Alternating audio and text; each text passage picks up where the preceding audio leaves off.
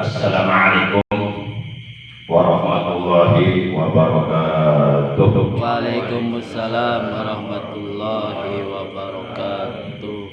Alhamdulillahilladzi ja'alana min ibadihi sholihin. Asyhadu an la ilaha illallah wahdahu la syarika lah wa asyhadu anna sayyidana Muhammadan abduhu wa rasuluh la nabiyya ba'dah. Allahumma shalli wa sallim wa barik ala imamil muttaqin sayyidil anbiya'i wal mursalin wa khatamin nabiyyin sayyidina wa habibina wa syafi'ina wa qurrati a'yunina wa maulana Muhammad wa ala alihi wa ashabihi al-mujahidin al-zahirin amma ba'd. Faqad qala Allah tabaraka wa ta'ala azza wa jalla fi kitabihil karim wa huwa asdaqul qailin. A'udzu billahi minasy syaithanir rajim. Bismillahirrahmanirrahim. Wa taqullaha la'allakum tuflihun. Wa qala nabiyyuna sayyiduna Muhammadun sallallahu alaihi wa alihi wa sahbihi wa sallam akramun nas atqahum. Sadaqallahu maulana al-azimul karim wa sadaqa rasuluhun nabiyyul habibul karim wa nahnu ala dzalika minasyahidin wasyakirin walhamdulillahi rabbil alamin. Ilahi anta maqsudi wa ilaka maqlubi a'tini mahabbatan wa ibadatan. Ma'asyiral muslimin, segenap jamaah majlis manaqib Sultanul Awliya Ghausul Aqdam Qutbul Alamin Asy-Syaikh Syekh Abdul Qadir Jailani qaddasallahu sirrah, yang seluruhnya saya hormati, rahimakumullah wa hadakumullah wa hafizakumullah. Segala puji bagi Allah, salawat dan salam semoga tetap dilimpahkan selalu sampai hari kiamat tiba atas panutan kita yang mulia, baginda tercinta paduka alam, Nabi Agung kekasihnya Allah, Nabi besar Muhammad Sallallahu Alaihi Wasallam beserta seluruh keluarga beliau, para sahabat beliau, dan seluruh pengikut beliau yang setia kepada beliau, yang tetap cinta kepada beliau, yang patuh tunduk menjalankan segala perintah beliau, mengamalkan sunnah-sunnah beliau, melaksanakan wasiat-wasiat beliau, juga mengamalkan, mensiarkan, mengagungkan, sekaligus mempertahankan ajaran Islam yang telah diajarkan oleh beliau. Semoga kelak di hari kiamat kita semua yang hadir dalam majlis manaqib yang mulia ini, juga keluarga kita dan saudara kita semuanya mendapatkan syafaat nurul dari beliau, mendapatkan air dari telaga beliau, mendapatkan keselamatan dan kebahagiaan di hari kiamat, dikumpulkan oleh Allah di bawah arasnya Allah bersama orang-orang yang dimuliakan oleh Allah, yaitu para siddiqin, para syuhada, para sholihin. Amin ya Allah ya rabbal alamin. Ma'asyiral muslimin, segenap ikhwan thariqah qariyah wa naqsabandiyah rahimakumullah wa hadakumullah wa hafizakumullah. Bersyukur kita kepada Allah bahwa kita oleh Allah masih diberi nikmat umur, masih diberi kesempatan hidup di alam dunia untuk menghambakan diri kita kepada Allah, untuk membaktikan diri kita kepada Allah, untuk beribadah kepada Allah sampai akhir hayat. Alhamdulillah, bersyukur kita kepada Allah juga diberi nikmat sehat walafiat, zahir batin, serta nikmat-nikmat yang lain yang tiada terhingga, terutama nikmat yang agung yang mulia, yaitu nikmat iman, Islam dan ihsan, juga nikmat ilmu yang barokah.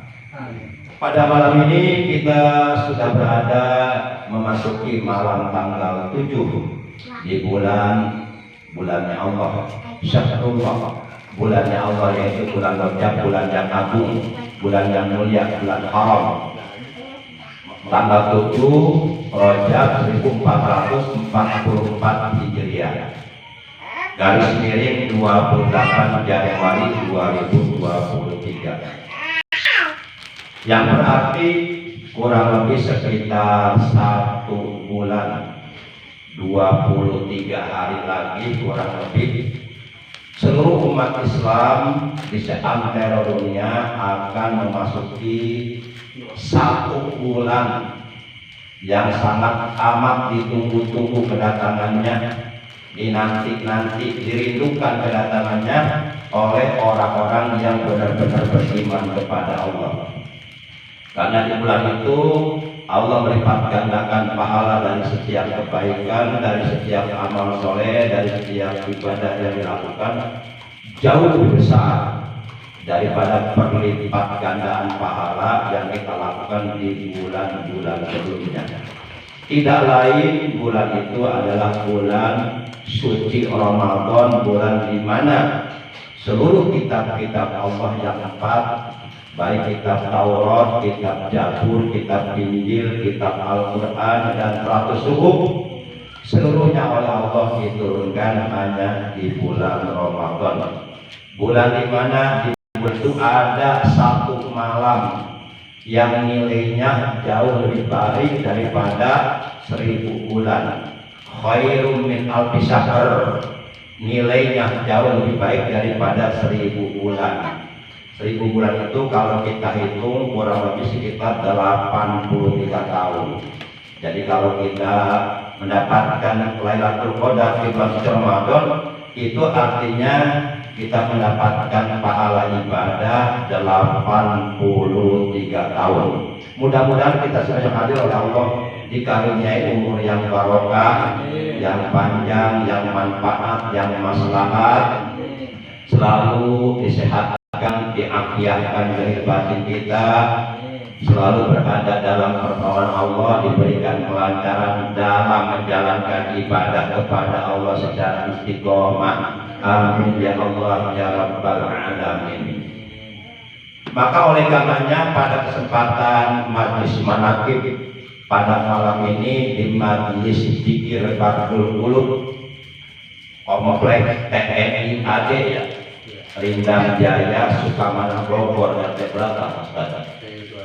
RT 21 RW 6 Alfa ya. Oh ya, RT 22 nggak apa-apa, 26 boleh, 22 boleh berasa ya.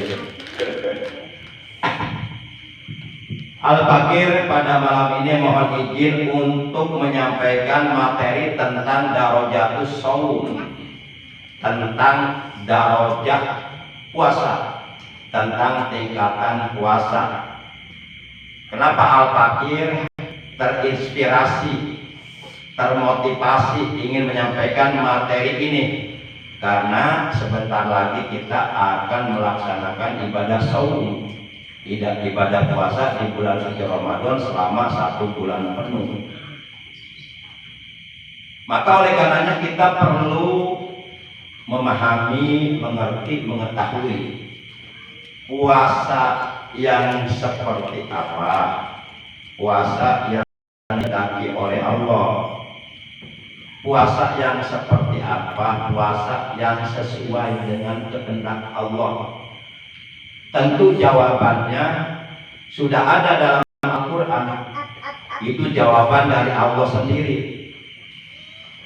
Terdapat dalam Al-Quran surah yang kedua, yaitu surah Al-Baqarah, juz yang kedua ayat 183, di mana dalam ayat tersebut Allah telah berfirman, Bismillahirrahmanirrahim, ya ayyuhalladzina amanu kutiba alaikumus syiyam kama kutiba alal ladzina min qablikum la'allakum tattaqun. Wahai orang-orang yang beriman, telah difardukan, telah diwajibkan atas kalian shaum, berpuasa, yakni berpuasa di bulan suci Ramadan.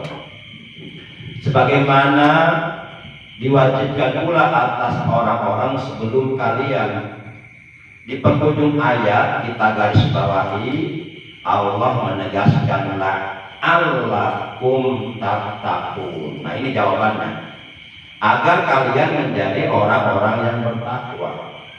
Berarti puasa yang sesuai dengan kehendak Allah, puasa yang dikehendaki oleh Allah adalah puasa yang dapat menjadikan diri kita menjadi hamba-hamba Allah yang bertakwa kepada Allah. Puasa yang dikehendaki oleh Allah adalah puasa yang menghantarkan diri kita menjadi orang-orang yang bertakwa. Karena puasa ini termasuk ibadah syir, ibadah yang sangat amat rahasia, dan ibadah yang paling efektif, paling efisien untuk mendekatkan diri kita kepada Allah. Maka oleh karenanya puasa yang akan kita jalani nanti di bulan suci Ramadan atau puasa-puasa sunnah seperti puasa Rajab, tentu seyogyanya kita berusaha berupaya untuk menjalankan puasa itu sesuai dengan kehendak Allah. Jadi puasanya bukan hanya sekedar puasa menahan perut dari makan dan minum saja.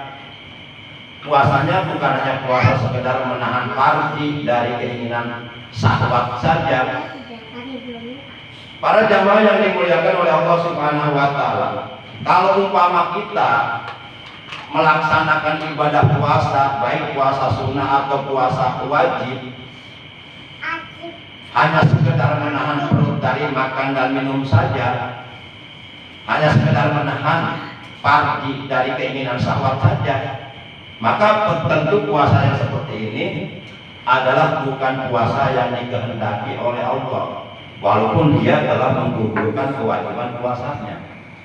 Tentu puasa yang seperti ini bukan puasa yang sesuai dengan kehendak Allah, bukan puasa yang dapat menghantarkan dirinya menjadi hamba Allah yang bertakwa. Tentu puasa yang dapat menghantarkan diri kita untuk menjadi hamba Allah yang bertakwa, puasa yang lebih dari itu. Maka pada kesempatan kali ini Al-Fakir mohon izin untuk membacakan keterangannya. Baik, langsung saja saya baca keterangannya. Yuqalu al-shaumu salasu darajatin. Yuqalu telah dijelaskan, telah diterangkan.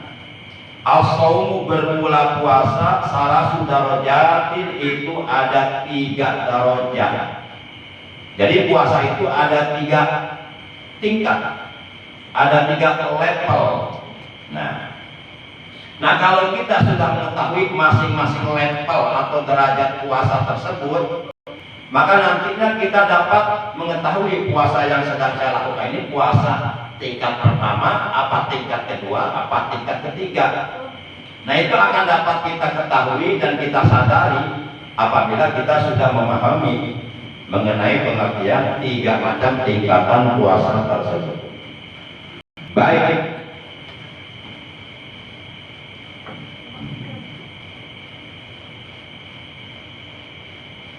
Shaumul awam wa shaumul khawas wa shaumu khawasil khawas.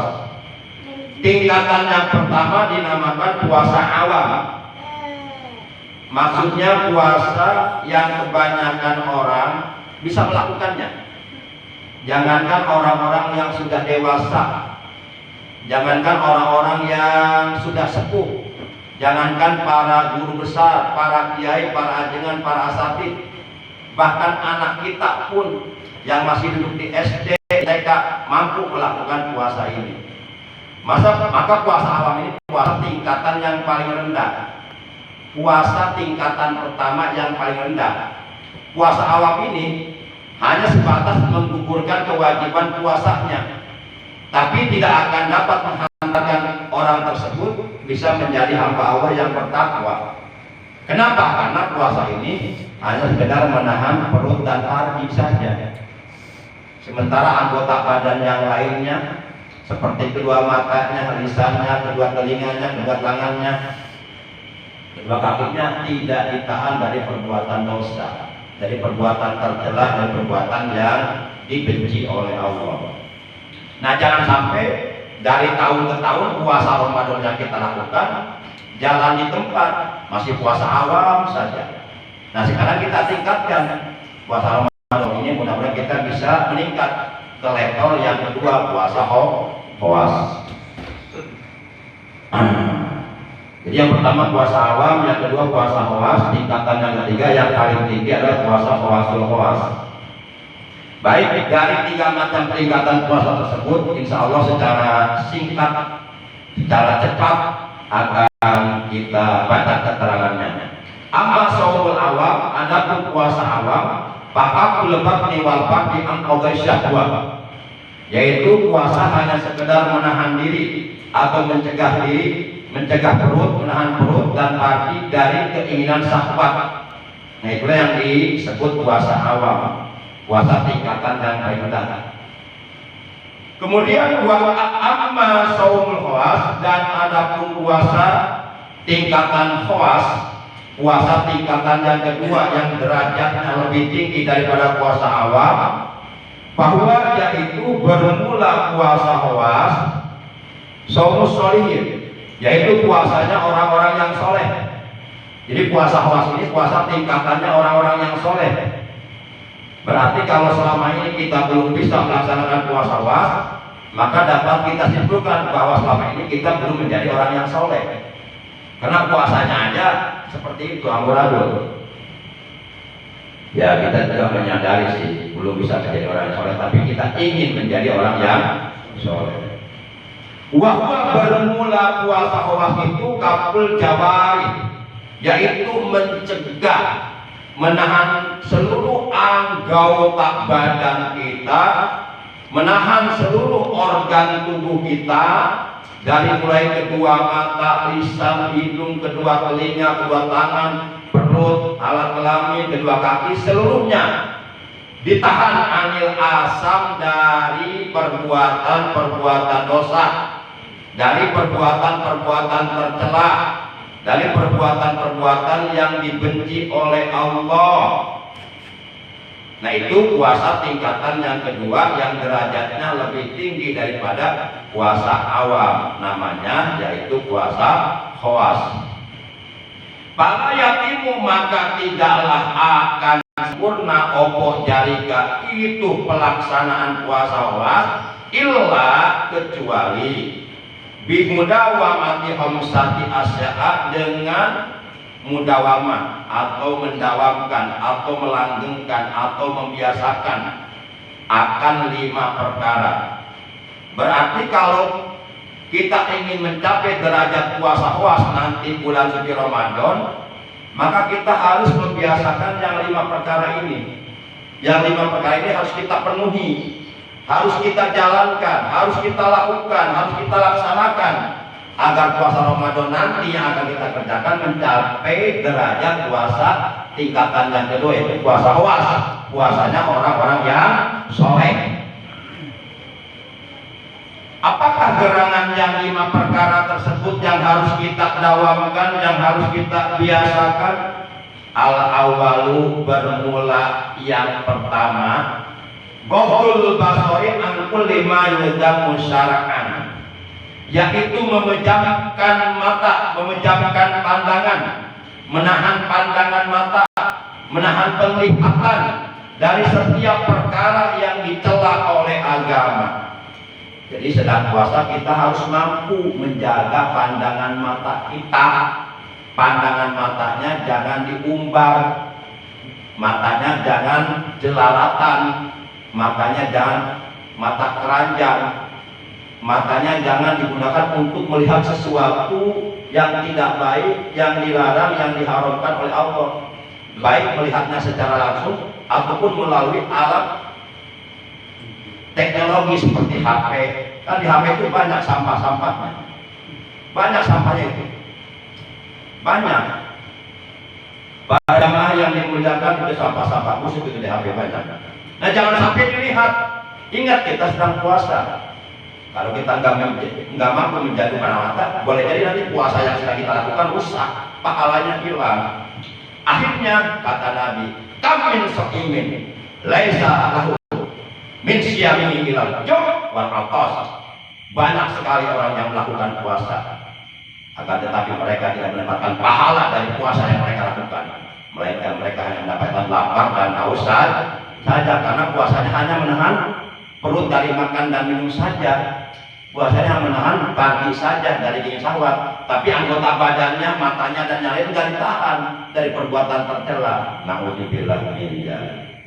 Nah, itu yang pertama yang harus dibiasakan. Bahkan yang pertama ini jangan hanya kita lakukan ketika kita sedang dalam keadaan puasa saja. Pun sekalipun dalam keadaan tidak berpuasa, ini dilakukan, menjaga pandangan mata. Karena di dalam kitab Ihya Ulumuddin, seorang ulama ahli tasawuf, ulama sufi, Al-Fadil Al-Alim Al-Lama Al-Faqih Syekh Abu Hamid Muhammad bin Muhammad Al-Ghazali yang terkenal dengan nama Imam Ghazali, beliau mengatakan, malam yahfad ainahu lam yahfad nafsahu wa malam yahfad nafsahu lam yahfad qalbahu wa malam yahfad qalbahu lam yahfad lisanahu wa malam yahfad lisanahu lam yahfad khuluquhu wa malam yahfad khuluquhu lam yahfad dinahu wa malam yahfad dinahu kana min ahlin nar. Kata beliau, barang siapa yang tidak bisa, yang tidak mampu menjaga pandangan matanya, maka niscaya ia tidak akan bisa menjaga hawa nafsunya. Perbuatan-perbuatan keji, perbuatan-perbuatan maksiat, baik itu yang namanya jinah dan sebagainya, itu terjadi berawal dari pandangan mata dulu, melihat sesuatu yang merangsang. Akhirnya datang setan dikipas-kipas, terjadilah apa yang dilarang oleh Allah. Maka jaga pandangan mata, karena kalau kita nggak bisa menjaga pandangan mata, kita nggak akan mampu menjaga hawa nafsu kita. Maka sedang puasa, perbanyak mata kita gunakan untuk melihat ayat-ayat Al-Quran. Itu salah satu cara untuk menjaga pandangan mata. Dan barang siapa yang tidak bisa menjaga hawa nafsunya, maka niscaya ia tidak akan bisa menjaga hatinya. Dan barang siapa yang tidak bisa menjaga hatinya, niscaya ia tidak akan bisa menjaga lisannya. Barang siapa yang tidak bisa menjaga lisannya, niscaya ia tidak akan bisa menjaga akhlaknya, perilakunya, budi pekertinya, perangainya. Dan barang siapa yang tidak bisa menjaga akhlaknya, niscaya ia tidak akan bisa menjaga agamanya. Nanti agamanya rusak, hancur-hancuran, nggak karuan. Dan barang siapa yang tidak bisa menjaga agamanya, karena min ahlin nar, adalah dia akan menjadi ahli neraka. Nah, itu yang pertama. Wasani bermula yang kedua yang harus kita dawamkan, kita biasakan, hifdzul lisan anil ghibati wal kadhibi wan namimati wal yaminil ghamus. Yang kedua, kita harus pandai menjaga lisan. Lisan ini alat untuk bicara. Maksudnya kita harus pandai menjaga ucapan kita, perkataan kita, pembicaraan kita, omongan kita. Dari ghibah, menggunjing orang lain, menjelek-jelekan orang lain, baik di belakang orangnya maupun langsung di depan orangnya. Menceritakan orang lain dengan sesuatu yang apabila orang lain itu tahu, dia merasa sakit, nggak terima gitu, nggak suka. Itu namanya ghibah. Kemudian berkata dusta atau kadzib, kemudian namimah, mengumpat atau memfitnah orang lain, kemudian al-yaminul ghamus, melakukan sumpah palsu. Nah, jagalah lidah kita dari ghibah, kemudian berkata dusta, kemudian namimah atau mengumpat atau fitnah, dan dari sumpah palsu. 5, karena ada keterangan ruwiyah yang telah diriwayatkan Anasun oleh Sayyidina Anas bin Malik radhiyallahu taala anhu, ani Nabi sallallahu alaihi wasallam, yang bersumber dari Nabi Muhammad sallallahu alaihi wasallam, annahu, bahwasanya Nabi Muhammad sallallahu alaihi wasallam qala, itu telah bersabda. Kata beliau, khamsatu asya'a tubitu shauma, ayatu tilu sawabahu. Ada 5 perkara yang dapat menghapus, yang dapat menghilangkan yang dapat membatalkan pahala puasa. Jadi pahala puasanya hilang, walaupun secara hukum fikih puasanya sah, tapi pahalanya nggak ada sama sekali. Itu ada 5 perkara yang dapat menghapus pahala puasa. Yang pertama, mana sih? Nah ini, al-kadzibu yang pertama berkata dusta. Wal ghibatu yang kedua gibah, menggunjing orang lain, menjelek-jelekan orang lain. Wan namimatu yang ketiga namimah, ngadu domba atau memfitnah orang lain. Wal yaminul ghamus yang keempat sumpah palsu. Wan nadhuru bisahwatin yang kelima memandang wanita lain yang bukan mahram dengan syahwat. Nah ini 5 perkara apabila dilakukan oleh kita di saat kita sedang berpuasa, maka hilang pahala puasanya. Walaupun puasanya batal, akhirnya dia cuma di akhirat cuma dapat lapar dan haus saja, nggak dapat pahala sedikit pun. Nah tentu puasa yang dikehendaki Allah bukan puasa seperti ini. Puasa yang seperti ini sampai kapanpun tidak akan bisa menghantarkan kita untuk menjadi orang yang bertakwa. Tadi saya tertarik sebuah ayat yang dibaca oleh Ustaz Al-Fatoni. Wa kanu yattaqun, dan adalah mereka para aulia Allah adalah orang-orang yang bertakwa, orang-orang yang mampu menjaga seluruh anggota badannya dari perbuatan dosa. Baik, kita lanjutkan wasalisu bermula yang ketiga yang harus kita biasakan, yaitu kaful udun, mencegah atau menahan pendengaran telinga.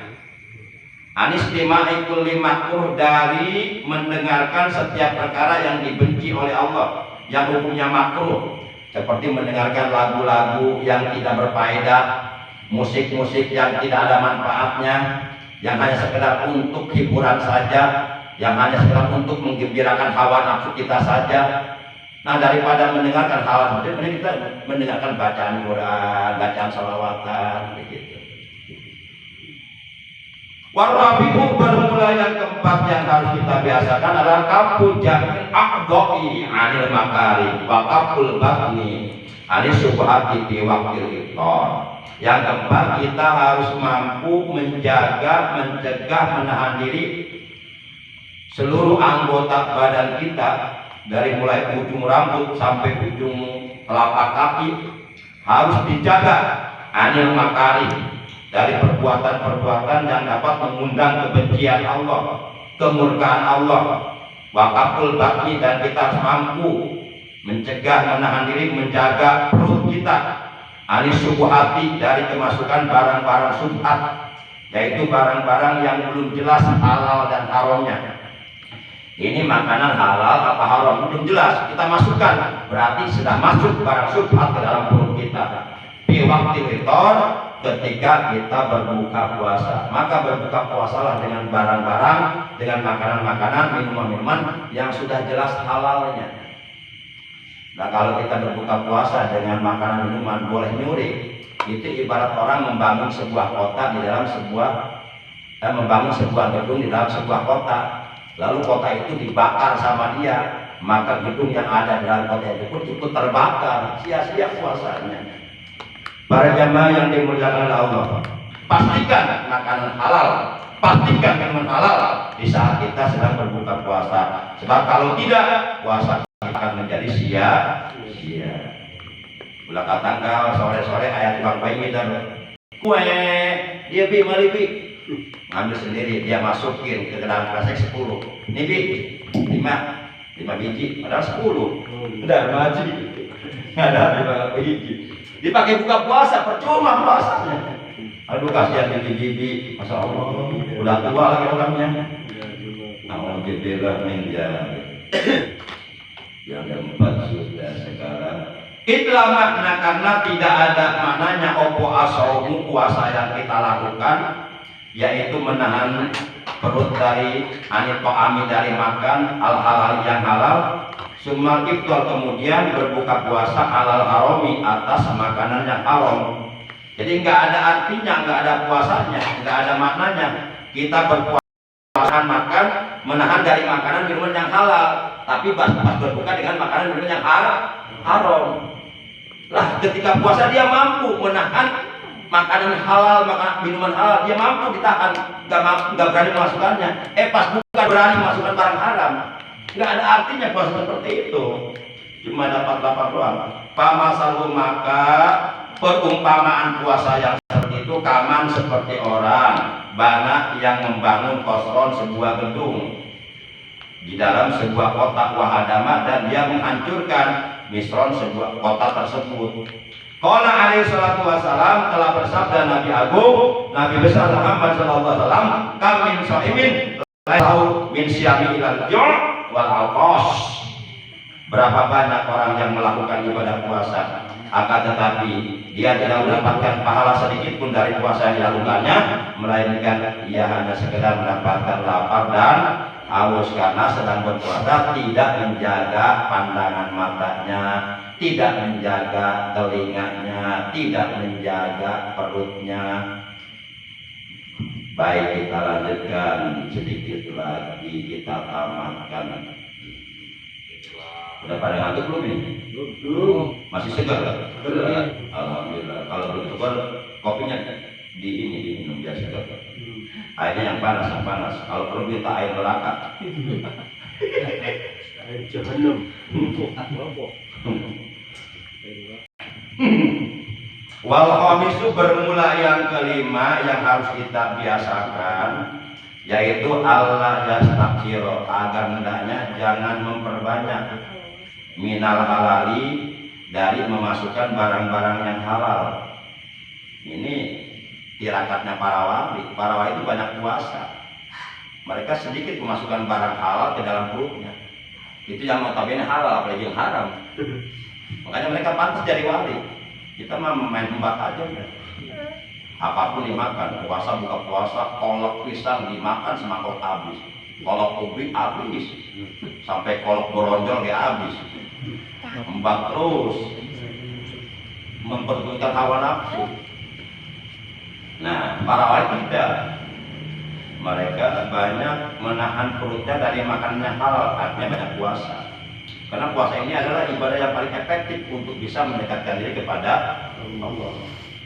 Anito'am Victory, cuma iftar, kemudian dia berbuka puasa.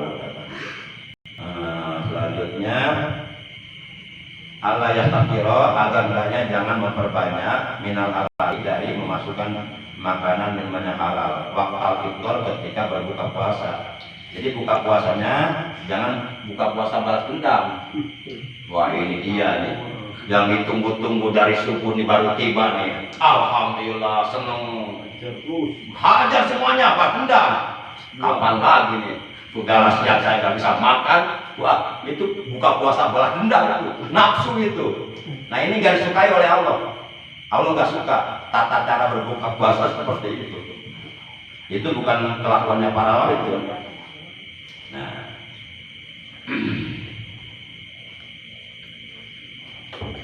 bihaisu, dengan sekiranya yang lau penuh, opok batumu, perutnya orang tersebut, dengan makanan minuman yang halal, sampai perutnya kenceng. Kalau istilah orang Sunda, sampai kemerengkaan, sampai nggak bisa bangun, sampai tertinggal sholat maghrib nakar bengkang tengah imah kawargan karena ini nggak disukai oleh Allah seperti ini. Walijah, dan oleh karenanya qala alaihi salatu wassalam, maka oleh karenanya Rasulullah sallallahu alaihi wasallam beliau telah bersabda, ma min wi'ain abghadu ilallah min batni muli'a minal halal. Tidak ada suatu wadah yang paling dibenci oleh Allah melainkan perut, kantong nasi, lambung yang dipenuhi dengan barang yang halal. Segitu tuh yang halal. Tapi kalau berlebihan sampai perutnya penuh, Islam namanya itu innallaha la yuhibbul muslimin. Allah tidak suka kepada yang berlebihan. Nah, walaupun halal, tapi kalau sampai penuh perutnya, lambungnya, kantong nasinya dengan makanan minuman, Allah nggak suka seperti ini. Itu adalah wadah yang paling dibenci oleh Allah, yaitu kantong nasi. Makanya kata Nabi, fasusul itu amini, wasulusuli sarobihi, wasulusuli nafasihi. Kata Nabi Muhammad, kantong nasi itu, lambung itu dibagi tiga, sepertiga untuk makanannya, sepertiga untuk cairannya, minumannya, dan sepertiga kosongkan untuk ruang bernafas. Enggak. Tuh Rasulullah. Nah kalau kantong nasi dengan makanan, apalagi makanannya daging melulu, ya, nanti itu di dalam kantong nasi, di dalam lambung itu kelenjar endokrin dia terus merasa kesulitan melembutkan makanan itu untuk nanti dibuang ke toilet. Nanti dia lemah, akhirnya dia rusak, akhirnya timbul penyakit. Makanya kata Nabi, sumsi, berpuasalah kamu, niscaya kamu akan sehat. Jadi puasa itu membuat kita sehat sebenarnya, sehat jiwa raga, sehat hati, sehat badan sebenarnya. Nah kita harus yakin akan sabda Rasulullah. Nggak mungkin Rasulullah. Para jamaah yang dimuliakan oleh Allah Subhanahu wa Ta'ala, yang jelas sehat kantong. Kalau nggak puasa, kita dari subuh sampai maghrib mungkin udah banyak keluar uang ya. Nggak puasa ya udah. Pas buka ada dibeli KB, gitu kan dia. Para jamaah yang dimuliakan oleh Allah Subhanahu wa Ta'ala, yang terakhir nih puasa tingkatan yang ketiga nih. Wa amma shaumu khawasil khawas. Adapun puasa shaumul khawas, puasa khawasul khawas, puasa tingkatan yang paling tinggi. Shaumul qalbi, yaitu puasa hati. Jadi yang puasa bukan hanya perutnya, yang puasa bukan hanya si Abdul Goplaknya, yang puasa bukan hanya sekedar seluruh anggota badannya, tapi hatinya, pikirannya ikut puasa semuanya. Dikosongkan hatinya dari angan-angan rendah yang bersifat duniawi, dikosongkan pikirannya dari pikiran-pikiran ngeres, pikiran-pikiran kotor, pikiran-pikiran dunia melulu. Tapi dia menghadapkan jiwa raganya secara total menyeluruh hanya kepada Allah. Kita nggak bisa puasa seperti ini, puasa hati. Anil himami dan niyati, puasa hati, ditahan hatinya dari setiap angan-angan yang rendah yang bersifat duniawi. Waktu kari duniawiyah, dan dia mampu menahan pikirannya dari pikiran-pikiran dunia. Wakafu, dan dia mencegah hatinya, mencegah pikirannya amma siwallah bil kulliyah, dari segala sesuatu selain Allah. Jadi para nabi itu kalau puasa cuma satu yang diingat Allah aja, selain Allah nggak ingat itu. Nah, ini nggak ingat, kalau kita nggak puasa nggak ingat ini. Ini level paling tinggi, nggak ada yang mampu melakukan puasa tidak terjadi oleh para nabi. Yang minimal kita puasa level yang kedua, puasa menahan anggota badan kita dari perbuatan dosa.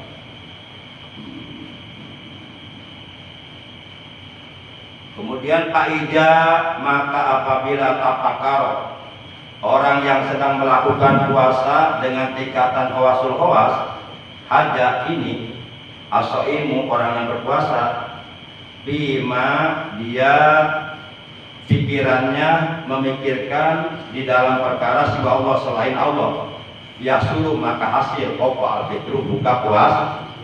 Jadi para nabi itu kalau sedang puasa pikirannya ingat selain Allah, maka bagi para nabi itu puasanya batal. Kira-kira kita mampu nggak seperti puasa seperti ini? Boro-boro kita jam 4 nggak ngobrol sama itu. Ntar sore bukanya pakai apa ya? Ngobrolin tuh. Padahal jam 4 kene, mati masih kena 2 jam deh. Nah kalau nabi puasa seperti ini batal kalau nabi, level nabi. Untuk kita bukan nabi ya. Para jamaah yang dimuliakan oleh Allah Subhanahu wa Ta'ala, Wahwa bermula puasa hawas ini rotbatul ambiya'i wasiddiqin. Itu puasa martabatnya, derajatnya para nabi dan para siddiqin.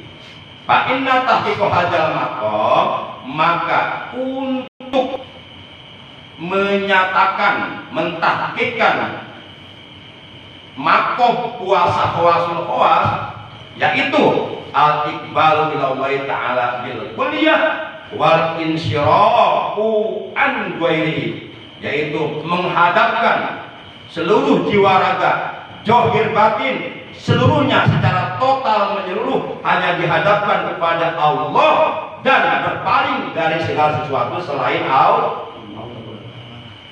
Luar biasa para nabi puasa. Berarti ini kita nggak bisa. Ya minimal yuk kita berpuasa dengan puasa tingkatan yang kedua, puasa tingkatkanlah, jangan sampai dari tahun ke tahun setiap puasa Ramadan jangan di tempat puasanya awam lagi, awam puasa ya puasa, matanya kemana-mana. Lagi puasa ngebuit buka TikTok yang melihat orang-orang lain, udah hilang nama lagi. Sayang puasa kita capek. Alhamdulillah, amin. Demikian yang bisa aku sampaikan. Lebihnya mohon maaf. Terima kasih atas perhatiannya, atas kehadirannya. Yuk kita bersalawat dulu kepada Nabi Muhammad Sallallahu Alaihi Wasallam.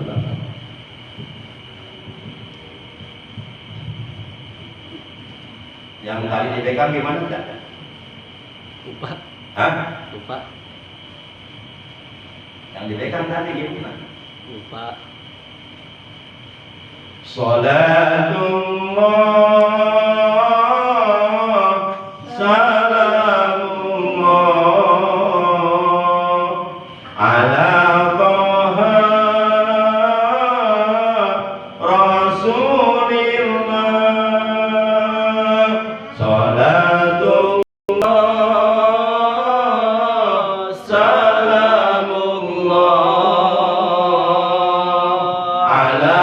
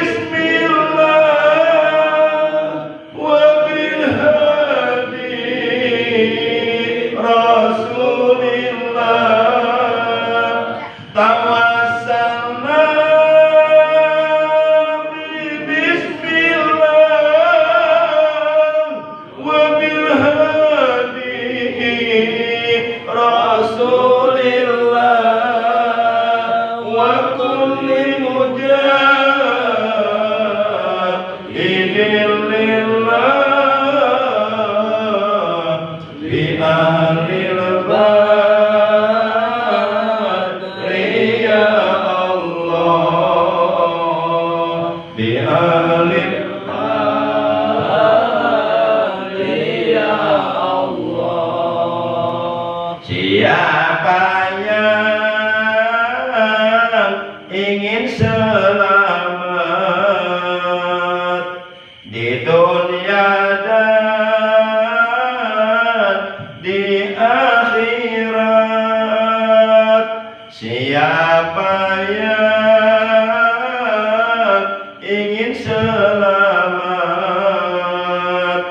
di dunia dan di akhirat, marilah kita bertakwa menjalankan perintah Allah, menjauhi larangan Allah. Yuk terakhir, salatullah salamullah ala Taha Rasulillah. Salatullah salamullah ala Yasin Habibillah, ala Yasin Habibillah. Demikian Al-Fakir mengucapkan terima kasih dan mohon maaf. Dan wassalamualaikum warahmatullahi wabarakatuh. Oh,